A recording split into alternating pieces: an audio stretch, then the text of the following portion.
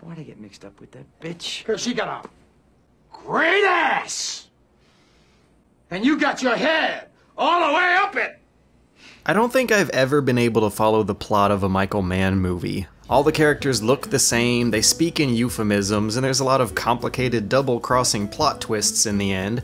Plus, the robbers in those movies always look like the kind of people who don't exactly need to be robbing anyone. If you can afford to drive around the city in expensive suits and arm a gang of high-tech hackers with military-quality equipment, then you probably have enough money in the bank to not have to worry about stealing more money from the bank. Granted, I'm not a criminal mastermind, but wouldn't it be less risky to just use that money to get into, like, I don't know, the stock market or foreclosures or something? That way they could keep robbing people legally. What does this have to do with Payday 2? Well, Payday is the second big modern shooty game after Kane and Lynch that's trying to make a whole franchise out of that one gunfight scene from Heat. But actually, I see it being more of a video game version of the opening bank robbery from Dark Knight than anything else. Anyways, unlike the Kane and Lynch games, Payday actually seems like a brand that just might stick around long enough to be worth getting into.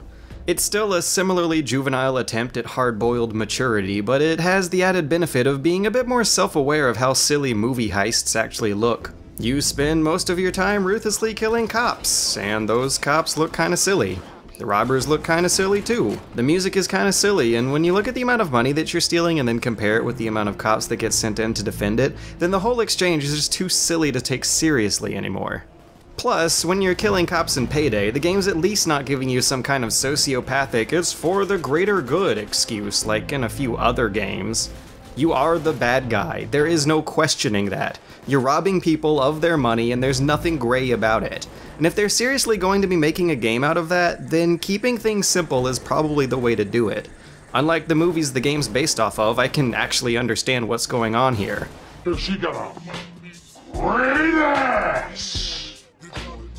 Anyways, the core game is a co-op first-person shooter that you play with 3 other friends. Most levels basically combine Horde mode with Assault mode and have you fend off never-ending waves of cops while completing objectives, but what's interesting about it is that you're not railroaded or funneled directly to those objectives. In fact, there are usually multiple objectives, with multiple pathways to get to them, and you oftentimes don't have to do them in any particular order.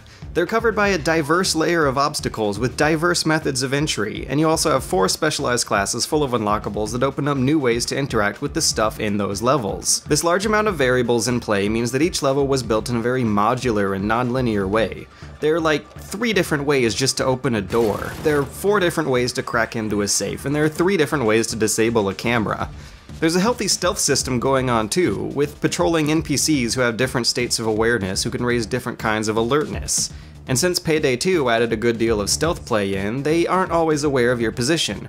The first few minutes of some of these levels play like a gloriously multiplayer version of Deus Ex. You're sneaking around buildings that have realistically designed floor plans with security traps that you can bypass in all sorts of different ways. And it works really well. But then someone will inevitably trip the alarm and the game quickly devolves from there. Oh, here he comes. Yeah, you do the camera and I'll do the bank manager. Time to break bad. Down! Get down on the ground! It's clear. Oh god, I hear a guard. Hide, hide, hide.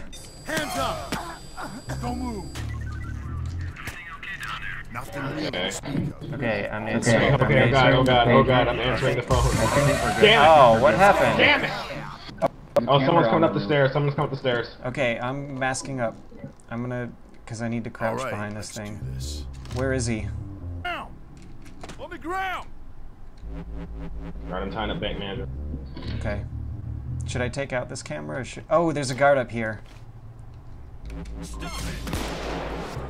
Oh! Did you shoot? Yes. No!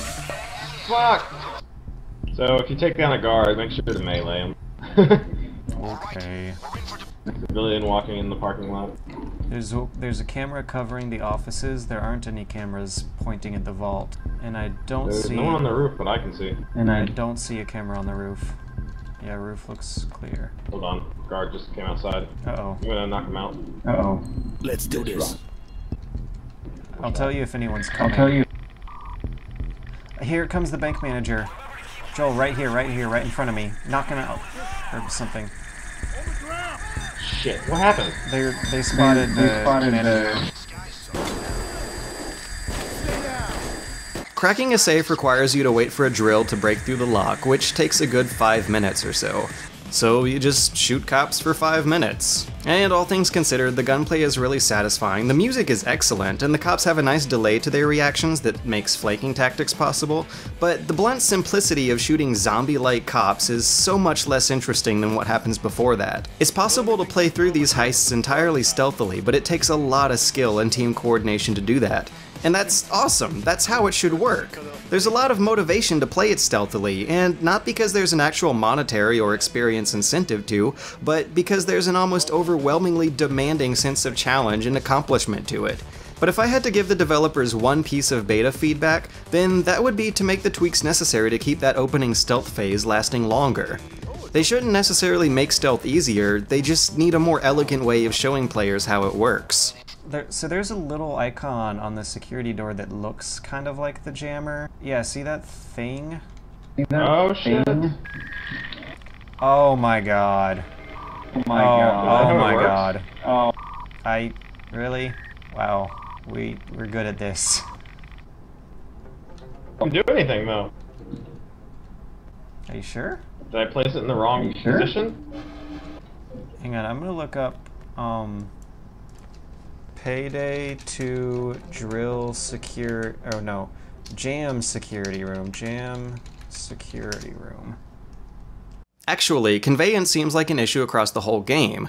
The menus aren't exactly the pinnacle of elegant design, the level select screen is particularly messy to look at, and it also fails to show that many of these dots on the map actually load up the same exact levels. And I imagine that once the game officially launches, then that screen's gonna get really cluttered. Right now, it seems like the only way to unlock new equipment is just by a random luck of the draw at the end of every match, which means that if you want to specifically buy a silencer, for example, then all you can do is just grind away with the odds stacked against you. It feels like leveling is slow in the beta, and it also feels like a lot of the equipment that helps you hack these levels in new ways is locked out entirely, but I guess I won't really know how that turns out until launch. The other thing they'll need to deliver is a lot of content, or at least a diverse assortment of content. Since this is a co-op game against AI, there's a good chance that replaying levels over and over again is just gonna feel like grinding, and since there are only a few maps in the beta, it already does. But the few levels in the beta really do show a lot of potential. There's a real depth to the game design here that contrasts with all of its juvenile edginess. It's not just a game about killing cops with a techno-fueled sense of faux anarchism. It's so much more than that, but sadly it also is that. Even though you can do a lot of things that are more interesting than the combat, the game doesn't seem to want you to do those things. Tipping the scale towards the other end of the spectrum would make me much more confident in recommending the final release. And actually, I gotta add a last-minute addendum here. They've just added a patch that gives everyone a silencer when they start out at level 1, which might mean that they actually do want to turn it into more of a stealth game than a shooting game. And I for one think that's actually the way to go here, but we'll see how it turns out. Here, she got a great ass! And you got your head all the way up it!